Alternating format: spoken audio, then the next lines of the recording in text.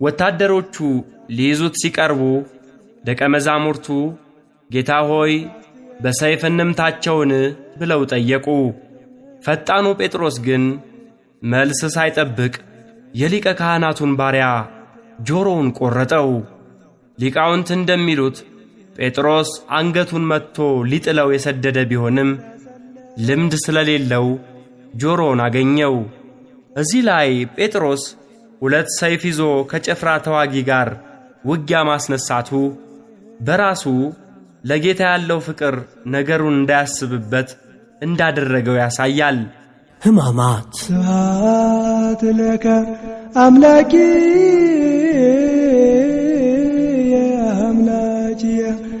ጸሐፊ ዲያቆን ሄኖክ ኃይሌ። ወይትድገኒ ዘልፈ እስመ አንተ ትቤ አንባቢ ዲያቆን ፍቅረ ሚካኤል ዘየደ። ትፈጽም ሕገ ዘተጽሕፈ ስብሐት ለከ። ምዕራፍ 2 ሊቀ ካህናት ክርስቶስ በካህናት አለቆች ግቢ።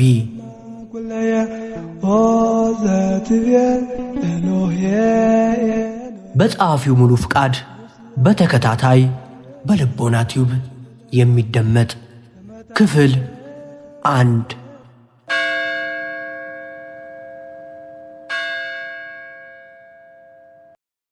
ሊቀ ካህናት ክርስቶስ በካህናት አለቆች ግቢ። እነዚህ ይሂዱ ተዋቸው። ይሁዳ ጦሩን እየመራ የመጣበት ሰዓት ጌታችን መንፈስ ግን ተዘጋጅታለች ብሎ የተናገረበት ሰዓት ነበር። የመከራው ሰዓት መድረሱን አውቆ በብርቱ ልቅሶና ሐዘን የጸለየበት፣ ደቀ መዛሙርቱንም ከእንቅልፋቸው ነክተው እንዲጸልዩ የቀሰቀሰበት ሰዓት ነበር።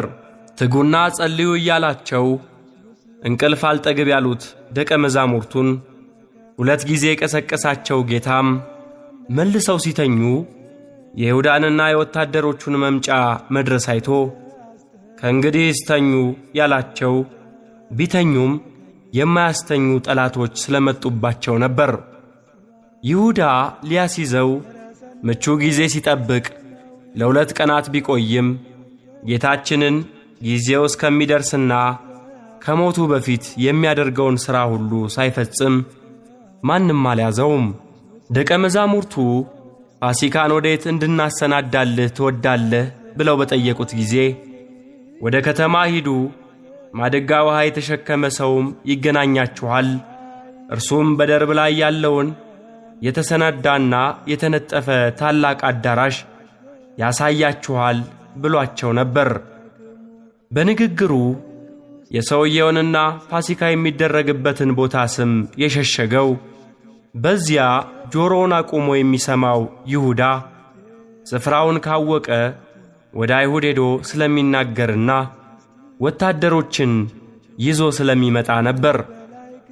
ይህ ሆኖ ቢሆን ኖሮ ጌታችን ታላቁን ምስጢረ ቁርባን ሳይመሰርትም በተያዘ ነበር። አሁን ግን ሰዓቱ ቀርቧልና ጌታችን ሊያዝ ፈቀደ። ይሁዳ ቀርቦ ከሳመው በኋላ ጌታችን ወታደሮቹ ወደ እርሱ ሳይመጡ በፊት ወደ እነርሱ ቀረበ። ጠላቶቹን ይወዳልና እርሱን ፍለጋ ሳይደክሙና እንቅፋት ሳይነካቸው ወደ እነርሱ ቀረበላቸው። እናንግሰው ብለው ወደ እርሱ ሲመጡ ወደ ተራራ የሸሸው ጌታ እንስቀለው ብለው ወደ እርሱ ሲመጡ ግን ሊሸሽ አልሞከረም። እንደ ነቢዩ ኤልሳዕ ሊይዙት የመጡትን ወታደሮች ዓይናቸውን አሳውሮ መንገዱ በዚህ አይደለም፣ ከተማይቱም ይህች አይደለችም፣ የምትሹትን ሰው አሳያችሁ ዘንድ ተከተሉኝ ብሎ ወደ ሌላ መንገድ ሊመራቸው የሚቻለው ቢሆንም እርሱ ግን ወደ እነርሱ ቀረበ። ከፊታቸው ቆሞ ማንን ትፈልጋላችሁ ብሎ ጠየቃቸው። ወታደሮቹ ምንም እንኳን በይሁዳ ምልክት ሰጪነት ማንነቱን የተረዱ ቢሆንም ጥያቄው ስላደናገራቸው የናዝሬቱ ኢየሱስን ብለው መለሱለት። እኔ ነኝ ባላቸው ጊዜ ወደ ኋላ ፈግፍገው በምድር ወደቁ። ጥያቄ ጠይቆ መልስ ሲሰጠው ወደ ኋላ መውደቅ እንዴት ያለ ነገር ነው! የጠበቁትን መልስ ሰምተው እንዴት ሊወድቁ ይችላሉ? ነባቤ መለኮት ወንጌላዊ ዮሐንስ ከሌሎች ወንድሞቹ በተለየ ሁኔታ ይህንን ክስተት የጻፈልን ለምን ይሆን? እርግጥ ነው ማንም ሰው እገሌ ነህን ብለን ለምንጠይቀው ጥያቄ እኔ ነኝ የሚል መልስ ሲሰጠን ወደ ኋላ ሊጥለን አይችልም። ለእነዚህ ወታደሮች ግን እኔ ነኝ ብሎ የመለሰላቸው በሲና ተራራ ሙሴ ስምህ ማን ነው ብሎ በጠየቀው ጊዜ እኔ ነኝ ብሎ የተናገረው ልዑል እግዚአብሔር ነው። በምድር ላይ በምንም ቋንቋ ስሙ በምላት ሊገለጥ የማይቻለው ነቢዩ ዳዊት አንተ ግን አንተ ነህ ብሎ የዘመረለት ራሱን እኔ ነኝ ብሎ ከመግለጥ በቀር በምንም ስም ሊወሰን የማይቻለው እግዚአብሔር ራሱ ነው። ስለዚህም እኔ ነኝ ብሎ በአምላካዊ ቃሉ ሲናገር እንደ ሙሴ እንደ ዮሐንስ ያሉት ቅዱሳን በግንባራቸው ለስግደት ይደፋሉ። ማንነቱን ያልተረዱት ወታደሮችና መሰሎቻቸው ደግሞ እኔ ነኝ ሲላቸው ወደ ኋላቸው ይደፋሉ። ስለዚህ እግዚአብሔር ተነሣ፣ ጠላቶቼም ተበተኑ፣ የሚጠሉትም ከፊቱ ሸሹ ይላል። መዝሙረ ዳዊት ምዕራፍ 68 ከቁጥር 1። እንደ ኤሊ ያሉት ስለ እርሱ ሥራ ሲሰሙ የኋሊት ወድቀው ሲሞቱ፣ እንደ ሕዝቅኤል ያሉት ደግሞ በአምልኮ በግንባሬ ተደፋሁ ይላሉ። ቅዱስ ጎርጎርዮስ ዘኑሲስ ባጭር ቃል ሲያስቀምጠው ጻድቃን ወደ ፊታቸው ሲወድቁ ኀጣን ወደ ኋላ ይወድቃሉና ይላል። በእውነትም በአዲስ ኪዳን መጻሕፍት እንደተረዳነው በስሙ የሚያምኑ ሐዋርያት አትፍሩ እኔ ነኝ ሲላቸው ልባቸው ይረጋጋል። የማያምኑ ሰዎች ግን እኔ ነኝ ሲላቸው ይወድቃሉ። አጋንንትም በፍርሃት ይጮኻሉ። አበነ ሰላመከ መምህረትትና ክርስቶስ ወልደ አምላክ ወሰብ ጅዝየፍና ሰርክ በአውደ መብልዕ ዘረፈካ ምስለ አርዳእ ስብሐት ለከ። በነቢዩ ዳዊት ክፋትን በአንተ ላይ ዘርግተዋልና የማይቻላቸውንም ምክር አሰቡ፣ ወደ ኋላቸው ትመልሳቸዋለህ ተብሎ እንደ ተነገረም ወደ ጌታ ለመያዝ የመጡት ወታደሮች እኔ ነኝ ሲላቸው ወደ ኋላ ወደቁ። ጌታችን በአምላክነቱ ኃይል እንዲወድቁ ያደረገው ሊጎዳቸው ሳይሆን ለእነርሱም ለእኛም የሚሆን መልእክትን ሊተውልን ስለፈለገ ነበር። ይህ መልእክት ጊዜው ስለደረሰ ያዙት እንጂ በሰራዊት ብዛት የተያዘ እንዳልሆነ እንዲረዱ ነው። ነፍሴን እኔ በፈቃዴ አኖራታለሁ እንጂ ከእኔ ማንም አይወስዳትም በማለት እንደተናገረው ጌታችን የተያዘው የሚይዙት ሰዎች ኃይለኞች ስለሆኑ ሳይሆን ኃያሉ በፈቃዱ ድካምን መርጦ ነው። ስለዚህ የኋሊት እንዲወድቁ በማድረግ መለኮታዊ ኃይሉን ዳግመኛ እንዲነሱ በማድረግ ደግሞ የምሕረቱን መጠን አሳያቸው። የሚያስተውሉ ከሆኑ ለወታደሮቹ የተሰጠ የመጨረሻው ስብከት ይሄ ነበር። ቅዱስ አውግስጢኖስ በወደቁ ጊዜ መለኮታዊ ኃይሉን ስለማስረዳቱ ሲናገር እንዲህ ይላል። እንዲፈረድበት ራሱን አሳልፎ በሰጠበት ቀን እንዲህ ካደረገ ሊፈርድ ሲመጣ ምን ያደርግ ይሆን? ሊሞት በመጣበት ጊዜ ይህን ኃይል ካሳየ ለዘላለም ሊገዛ በሚመጣ ጊዜ እንዴት ኃይልን ያሳይ ይሆን? ቅዱስ ዮሐንስ አፈወርቅም ስለዚህ ሲገልጽ ጌታችን በመስቀል ላይ መከራ ተቀብሎ ስለ ሁላችን የሞተው በፈቃዱ እንጂ በግድ ተይዞ ሞት ስለተፈረደበት አለመሆኑን ያብራራል። ቅዱስ ጳውሎስ ስለ ሰው ሁሉ ሞትን ይቀምስ ዘንድ ያለውም ይህንን ያስረዳል። ክርስቶስ ሞትን ቀመሰ ተብሎ የሚነገረው ራሱ ጌታችን ሞትን እንደ ጽዋ አድርጎ ስለተናገረ ነው። ሆኖም በጽዋ ቢመሰልም ሞትን ጠጣ በማለት ፈንታ ቀመሰ የሚለው ቃል በመጽሐፍ ተጽፏል። ይህም ቀመሰ የሚል አገላለጽ የሚቀምስ ሰው የሚፈልገውን ያህል ብቻ ስቦ እንደሚቀምስ፣ ጌታችንም ሞቱን በፈቃዱ የተቀበለው እንጂ በግድ የተጋተው አለመሆኑን የሚያሳይ ነው። ከዚህም በተጨማሪ ጌታችን ሞትን ቀምሶ ከእርሱ በኋላ በስሙ ለሚሞቱ ሰማዕታት ይህች ጽዋ ከኔ ትለፍ ብሎ ማስተላለፉን የሚያሳይ ድንቅ አገላለጽ ነው። ጌታችን ሞቱን ፈቅዶ የተቀበለው ለእኛ ብሎ ነው እንጂ ክብር ይግባውና ወንጀል ኖሮበት ሊቀጣ አይደለም፣ ወይም ደግሞ በመሞቱ ክብር የሚያገኝበት ሆኖ አይደለም። ሊቃውንት ተሰቅለ በእንቲአነ ስለ እኛ ተሰቀለ የሚለውን ሲተረጉሙ እንደ ወንበዴዎች ስቶ እንደ ሰማዕታት ሽቶ አይደለም፣ ለእኛ ብሎ ተሰቀለ ይላሉ።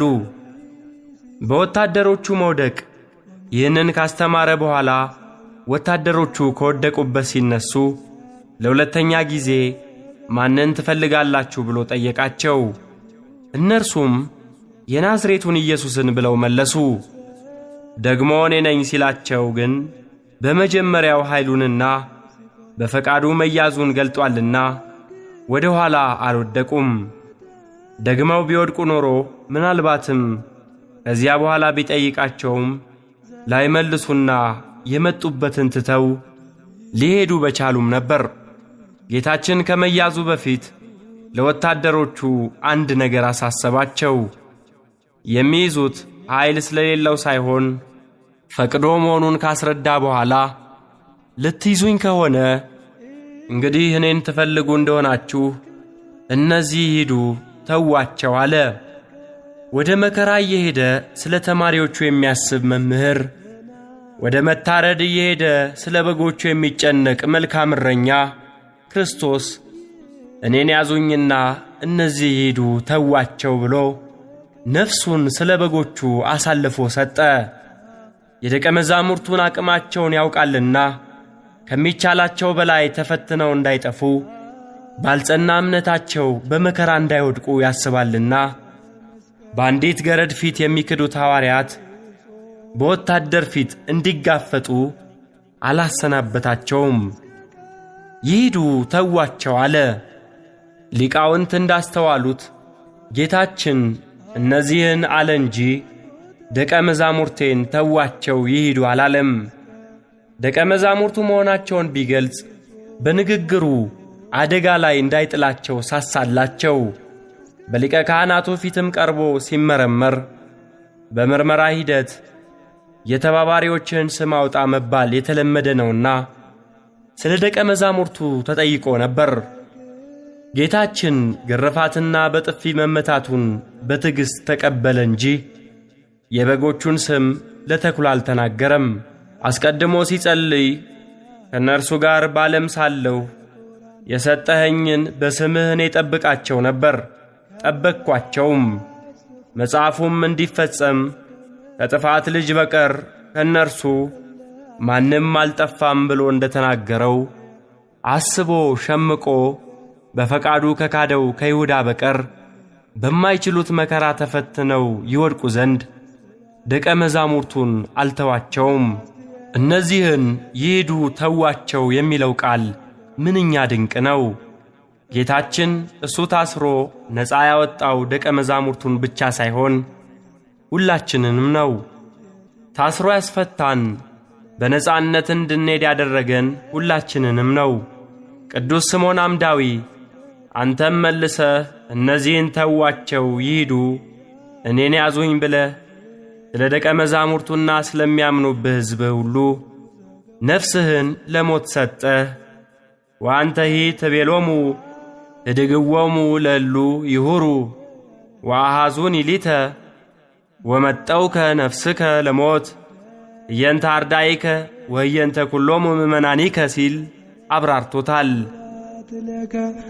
ኖላዊ ነሄር ወአቃቢነ ጽንወ እንተ ተሰቀልከ እልልተ ምስዋዕ ኢየሱስ ቤዛ ባግዕ ስብሐት ለከ ግብረ ሕማማት ዘዓርብ ሌሊት ክፍል 2። ከዚህ በኋላ ወታደሮቹ ጌታችንን ያዙት። የ14ቱ ሕማማተ መስቀል አንዱ ሆኖ የሚቆጠረው የጌታ መያዝ ወይም ተይዞት በመንፈሳዊ መነጽር ሲታይ እጅግ ጥልቅ ነው። ዓለምን በእጆቹ መዳፍ የያዘው አምላክ እንደ ሌባ በወታደሮች መያዙ እጅግ ለመስማት የሚከብድ ነው። ቅዳሴያችን እንዲህ ይላል። ሁሉን የያዘውን ያዙት፣ ሁሉን የሚገዛውን አሰሩት፣ በቁጣ ጎተቱት፣ በፍቅር ተከተላቸው። እንደ በግ ለመታረድ ተነዳ፣ በሸላቾቹ ፊት ዝም እንደሚል በግ እንዲሁ አፉን አልከፈተም ተብሎ በነቢዩ ኢሳይያስ የተነገረለት የዓለምን ኀጢአት የሚያስወግደው የእግዚአብሔር በግ ታስሮ ሲጎተት አንዳችም ተቃውሞ አላሳየም። እኛን ከኀጢአት ማሰሪያ ሊፈታ በፈቃዱ ታሰረ። ድውይ የሚፈውስበትን ጎባጣ የሚያቀናበትን እጁን አሰሩት። ለዚህ ለማይነገር ምስጢር አንክሮ ይገባል። ፈራጅ እርሱን ፈረዱበት። ከኀጢአት ማሰሪያ የሚፈታ እርሱን አሰሩት። ዓለምን የያዘ እርሱን ያዙት ይላል ቅዱስ እለእስክንድሮስ። የአዲስ ኪዳን ሊቀ ካህናት ክርስቶስ በወታደሮች ሰንሰለት ተይዞ ወደ ኦሪት ሊቃነ ካህናት ግቢ በጨለማ ተወሰደ። የዮና ልጅ ስምዖን ጴጥሮስ ለጥያቄም ለመልስም ለእምነትም ለመሳትም የሚቀድመው የሌለ ደቀ መዝሙር ነበር። ለጌታ ያለውን ፍቅር የሚገልጠው በስሜታዊነትም ጭምር ስለነበር የጴጥሮስን ታሪክ የሚያውቅ ሁሉ በርኅራኄ ፈገግታ ያስታውሰዋል። በእውነት እንደ ጴጥሮስ ያለ የዋህ ሰው ማን አለ? በእግዚአብሔር መንፈስ ተቃኝቶ አንተ የሕያው እግዚአብሔር ልጅ ነህ ብሎ ስለ ክርስቶስ መስክሮ አንተ ዓለት ነህ ተብሎ በተመሰገነበት ቅጽበት ወዲያው የሰይጣን አንደበት ሆኖ ሂድ አንተ ሰይጣን ተብሎ የተገሰጸ ከየዋሁ ጴጥሮስ በቀር ማን አለ? ጌታ ሆይ የእኔን እግር ለዘላለም አታጥብም ብሎ በማለና በተገዘተበት ቅጽበት ጌታ ሆይ መላ ሰውነቴን እጠበኝ ብሎ የለመነ ከምስኪኑ ጴጥሮስ ሌላ ማን አለ? ከጌታው ጋር በባሕር ላይ ለመሄድ በእምነት ለምኖ በባሕር ላይ የተራመደ በዚያችው ቅጽበት ደግሞ ሊሰጥም ጀምሮ ጌታ ሆይ አድነኝ ብሎ የጮኸ ከጴጥሮስ ሌላ ማን አለ? በችኮላና በጉጉት ለሚያነሳቸው ጥያቄዎቹ በእግዚአብሔር ወልድ በኢየሱስ ክርስቶስ ከመገሰጽ አልፎ እግዚአብሔር አብም ከደመና ሆኖ ስለ ጥያቄው የገሰጸው ሰው ከጴጥሮስ በቀር ማን አለ? ቅዱስ ጴጥሮስ ለጌታ ከነበረው ጽኑ ፍቅርና የክርስቶስ ሞት ለሰው ልጅ መዳን ያለውን ጥቅም በሚገባ ካለመረዳቱ የተነሳ ጌታችን እንደሚሞት በተናገረበት ስፍራ ሁሉ ዋነኛ ተከላካይ ሆኖ እናገኘዋለን። ጌታችን እንደሚሰቀል በተናገረ ጊዜም አይሆንብህ ጌታ ሆይ ይህ ከቶ አይደርስብህም ብሎ ሊገስጸው ጀመረ ይላል። በሳምንቱም በታቦር ተራራ ላይ ለመኖር በዚህ መሆን ለእኛ መልካም ነው ብሎ ሐሳብ ያቀረበው በዚህ ተራራ ከኖርን የጌታ መሞት ይቀራል ከሚል የዋህነት የተሞላ ምኞት ነበር። የጴጥሮስ የዋህ ምኞት እውን ቢሆን ኖሮ ግን ተጎጂዎቹ ሁላችንም ነበርን። አባ ጊዮርጊስ ለጴጥሮስ እንዲህ ይለዋል። ጴጥሮስ ሆይ በዚህ መኖር ለእኛ መልካም ነው አልክን? ለአንተስ በፊቱ ብርሃን እየተደሰትክ በዚያ ብትኖር ይሻልህ ነበር። እናንተ በዚያ ኖራችሁ ፊቱን እያያችሁ ቢሆን ኖሮ ግን እኛ ባልዳንን ነበር። ምክንያቱም ከዚያ ተራራው ወርዶ ልታዩት የወደዳችሁትን ፊቱን በጥፊ ካልተመታ በስተቀር ልንድን አንችልም። መጽሐፈ ምስጢር ምዕራፍ 30 ከቁጥር 36። ቅዱስ ጴጥሮስ ጌታችን እንዳይሞት የነበረው ቁርጠኝነት ጌታችን እስከ ተያዘባት ሐሙስ ምሽት ድረስ የቀጠለ ነበር። ለጌታ ካለው ጽኑ ፍቅር የተነሳም ጌታችንን ሊይዙ ከመጡት ወታደሮች ጋር ለመዋጋት ሰይፍ ይዞም ነበር። እርግጥ ነው ጌታችን ሰይፍን ያዙ ብሎ ነግሯቸው ነበር። 2 ሰይፍ እንዳላቸው ሲነግሩትም ይበቃል ብሏቸው ነበር። ጌታችን ይበቃል ያለው ግን ሰይፉን ሳይሆን ንግግራቸውን ነበር። ለውጊያ ሰይፍ ሁለት ሊበቃ አይችልም። ጌታም ጎኑን በጦር ሊወጋ እንጂ ሰዎችን ሊያዋጋ ሰው የሆነ አምላክ አይደለም። ሊቃውንት እንዳብራሩት ያዙ የተባሉት ሰይፍ ደግሞ ነፍስና መንፈስን ጅማትና ቅልጥምን እስኪለይ ድረስ የሚወጋውን የመንፈስ ሰይፍ ሲሆን እርሱም 3 ዓመት ያስተማራቸውን የመከራ ቀን ስንቅ የሚሆን የእግዚአብሔር ቃልን ነበር። ጴጥሮስና ጓደኞቹ ግን ቅዱስ ኤፍሬም እንዳለው ቃሉ ሰይፍ የሆነውን አምላክ ለማስጣል ሰይፍ ያዙ። ወታደሮቹ ሊይዙት ሲቀርቡ ደቀ መዛሙርቱ ጌታ ሆይ በሰይፍ እንምታቸውን ብለው ጠየቁ። ፈጣኑ ጴጥሮስ ግን መልስ ሳይጠብቅ የሊቀ ካህናቱን ባሪያ ጆሮውን ቆረጠው። ቶብሲ እንተ አፍቀረ እበደ እማየሶ ሶበኢ ተወልደ ያግብከ ጊዜ ፈቀደ ስብሐት ለከ በዛቲ ሰዓት ባይዳወ ክልኤ ጻድቃን እንተ ተገነስከ አምሳለ። ሊቃውንት እንደሚሉት ጴጥሮስ አንገቱን መትቶ ሊጥለው የሰደደ ቢሆንም ልምድ ስለሌለው ጆሮውን አገኘው። እዚህ ላይ ጴጥሮስ 2 ሰይፍ ይዞ ከጭፍራ ተዋጊ ጋር ውጊያ ማስነሳቱ በራሱ ለጌታ ያለው ፍቅር ነገሩን እንዳያስብበት እንዳደረገው ያሳያል። ዓሣ ከማጥመድ ውጪ በጦር ሜዳ ውሎ የማያውቅ ቢሆንም ለጌታ ያለው ፍቅር ሰውን መግደል ሙዝ እንደ መላጥ ከሚቀላቸው ወታደሮች ጋር ውጊያ እንዲያስነሳ አደረገው። በ58 ዓመቱ ከዚህ በፊት ተጠቅሞባት የማያውቃትን ሰይፍ ይዞ ከወጣቶቹ ስልጡን ወታደሮች ጋር ለነፍሱ ሳይሳሳ ለመዋጋት መነሳቱ የፍቅር እንጂ ምን ሊባል ይችላል? ጴጥሮስ ያደረገው ነገር ብዙ መዘዝ የሚያስከትል ነበር። ተሳክቶለት አንገቱን አግኝቶ ቢገድለው ኖሮ የክርስቶስ ተሰቅሎ መሞት ደም ለመመለስ የተደረገ ትክክለኛ ፍርድ ወይም ርት ተደርጎ ይታይ ነበር። ጆሮም መቅረጡ በራሱ በሮም መንግሥት ለመቅደስ ጠባቂነት የተመደበን ወታደር በመምታቱና ሊታሰር የተፈለገውን ተከሳሽ ለማስለቀቅ መሞከሩ ዕድሜ ልክ የማይወጣው ጣጣ ውስጥ የሚከተው ነበር። ጌታችን የሊቀ ካህናቱን ባሪያ ጆሮ ወዲያው በመፈወሱ ያዳነው ወታደሩን ብቻ አልነበረም፣ በዚህ ጦስ ብዙ ችግር ይከተልበት የነበረውን ጴጥሮስንም ጭምር ነው። የወታደሩ ጆሮ የተፈወሰ ቢሆንም ጴጥሮስ የወታደሩን ዘመዶች ባየ ቁጥር ይደነግጥ ነበር። የሮም ወታደርን ተዋግቶ ጆሮ መቁረጡ ጌታ ሞቶ ከተነሳ በኋላም ቢሆን ጴጥሮስ የሮም ግዛት በሆኑ ሀገሮች ለሚያደርገው አገልግሎት ብዙ ችግር ሊፈጥርበት ይችላል። ለዚህም ነው ጆሮ ስለመቁረጡ ታሪክ 3ቱ ወንጌላውያን ማቴዎስ፣ ማርቆስና ሉቃስ ሲጽፉ የቆራጩንም ሆነ የተቆራጩን ስም ሳይጠቅሱ ጽፈዋል። ቅዱስ ጴጥሮስ ሰማዕት ሆኖ ከሞተ በኋላ ወንጌሉን የጻፈው ቅዱስ ዮሐንስ ግን ቆራጩ ጴጥሮስ፣ ተቆራጩ ማልኮስ እንደሚባሉ በግልጽ ጽፏል። ይህ የሆነውም 3ቱ ወንጌላውያን በጻፉበት ጊዜ ጴጥሮስ ገና በሕይወት ስለነበረ ነው።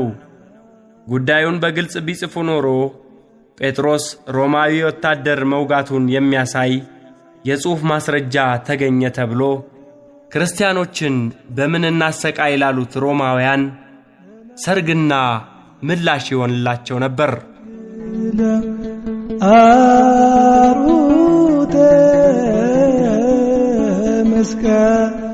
የማልኮስ ጆሮ። ማልኮስ የሊቀ ካህናቱን ግቢ ከሚጠብቁና ከቤተ መቅደስ ጋር የተያያዘ የጸጥታ ሥራ ከሚሰሩ ባሪያዎች አንዱ ነው። ለኦሪት ሊቀ ካህናት ባሪያ የሆነው ይህ ሰው ሐሙስ ማታ የአዲስ ኪዳኑን ሊቀ ካህናት ክርስቶስ አስሮ የማምጣት ግዳጅ ተሰጥቶት በጨለማ ከሰራዊት ጋር መጣ። ይህ ወታደር አፍታም ባልቆየው ብዙ ተሳታፊ ባልነበረውና ሳይጀመር በቆመው ውጊያ ላይ ጆሮን ያጣ ብቸኛው ቁስለኛ ሆነ። የሚሰማ ጆሮ ያለው ይስማ የምትል ወንጌልን እንዲያስተምር ለ3 ዓመት የሰለጠነው ሰባኪው ጴጥሮስ የዚህን ወታደር የሚሰማ ጆሮ ቆርጦ ጣለበት። እንደ ጥፍርና እንደ ጠጉር ተቆርጦ ሊበቅል የማይችል ጆሮውን ቆርጦ ሲጥለውም ሲጠሩት አቤት ማለት የሚጠይቀውን የሊቀ ካህናት ግቢ ሥራውንም አደጋ ላይ ጣለበት። ከመስማት አቅሙ ማነስ በተጨማሪም ይህ ባሪያ ጆሮ መቆረጡ በሚመለከቱት ሕግ አዋቂ አይሁድ ዘንድ ሌላ ትርጉም የሚሰጥ ጠባሳ ይሆንበታል።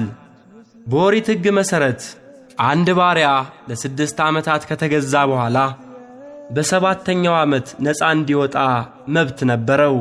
ይህ ባሪያ ነፃ መውጫው ጊዜ ደርሶ ነፃ ላውጣህ ብሎ ጌታው ሊያሰናብተው በተነሳ ጊዜ የጌታዬ ቤት ኑሮ ተስማምቶኛል፣ ነፃ መውጣት አልፈልግም ብሎ በባርነቱ መቀጠል ከፈለገ ጆሮውን ተርትሮ ወይም በስቶ የዘላለም ባሪያው እንዲያደርገው ሕጉ ያዝዝ ነበር።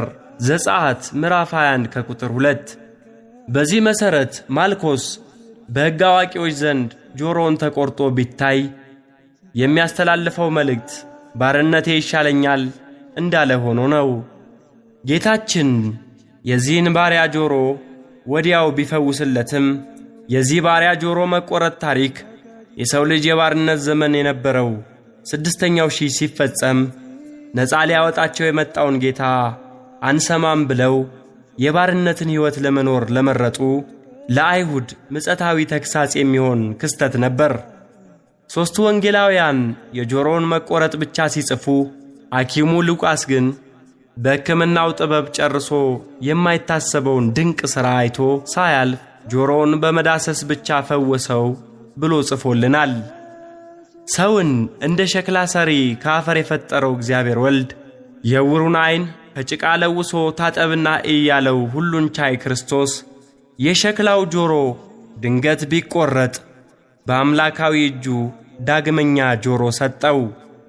እዚህ ላይ ያለው ሌላ ድንቅ ነገር በወንጌሉ ላይ ጌታ የወደቀውን የማልኮስ ጆሮ በጨለማ በጌቴሴማኒ አትክልት ስፍራ መሬት ላይ ፈልጎ አነሳ የሚል ነገር አለመጻፉ ነው። ኦርቶዶክሳውያን አበው እንዳስተዋሉት ጌታ ለዚህ ወታደር በተአምራት ሌላ አዲስ ጆሮ ሰጠው እንጂ የተቆረጠውን ጆሮ አንስቶ አልገጠመለትም። ለነገሩ ምን ያደርግለታል? በሊቀ ካህናቱ ግቢ ስንት የደባና የተንኰል ወሬ ሲሰማበት የኖረበት የቆሸሸ ጆሮ ምን ያደርግለታል? በአምላክ እጅ የተዳሰሰ አዲስ ጆሮ አይሻለውም ትላላችሁ? ይሄ በክፉ ወሬዎች ብዛት የቆሸሸ ጆሮአችን ተቀይሮ እንዲህ አይነት አዲስ ጆሮ የሚሰጠን ከሆነስ ጴጥሮስ መጥቶ የእኛንም ጆሮ ምን ነው በቆረጠልን? በቅዳሴ ላይ ቆመን አቤቱ አንተን ብቻ የሚሰሙ ጆሮዎችን ስጠን፣ ሀበነ እግዚኦ አዕይንተ አእምሮ ወትረ ኪያከ ይራያ ወአይዛንነሂ ቃለ ዘባሕቲትከ ይስም ብለን የምንለምነው ለዚህም አይደል? ቅዳሴ ያዕቆብ ዘስሩግ ከአዳፌ ነፍስ ጆሮን የተፈወሰው ባለ 3 ጆሮ ማልኮስ ለፈወሰው ጌታ ውለታ ምን መልሶለት ይሆን? ከጌታ እግር ስር ተደፍቶ ማረኝ ብሎት ይሆን? ስለ ጌታ አምላክነት መስክሮ ሰማዕት ሆኖ ይሆን? ቅዱስ ኤፍሬም ሶርያዊ እንዲህ ሲል መልሱን ሰጥቶናል። ማልኮስ ጆሮውን ለፈወሰው ጌታ ውለታውን በማሰር መለሰ። የፈወሰውን ጌታ የኋሊት አስሮ እያዳፋ ይዞት ሄደ። ይደንቃል። በተደረገለት ተአምር እንኳን ደንግጦ ወደ ቤቱ አልሄደም። በፈተና ግቢ ውስጥ በቀጣይ ክፍል ይጠብቁን። አውደ መብልዕ ዘረፈቀ ምስለ አርዳእ ስብሐት ለከ ሥጋከ ቅዱሰ ለወጢነ ሐዲስ ሥርዓት እንተ ወሀብኮሙ ለሐዋርያት ደረበሉ ፍስሐ ኦሪት ስብሐት ለከ ምስጢርከ ይንስኡ ሀባዋ